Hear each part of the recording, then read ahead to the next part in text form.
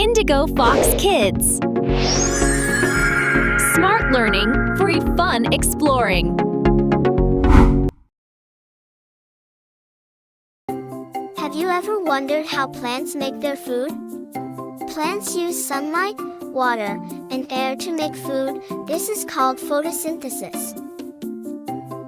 Plants capture energy from the bright sun. The roots absorb water from the soil. Leaves take in carbon dioxide from the air.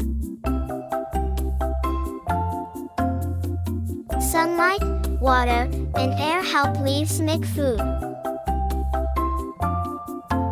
Plants release fresh oxygen into the air.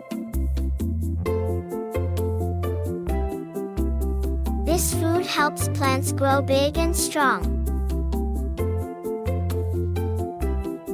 And that's how plants make food to live and grow. Plants make food for themselves and oxygen for us.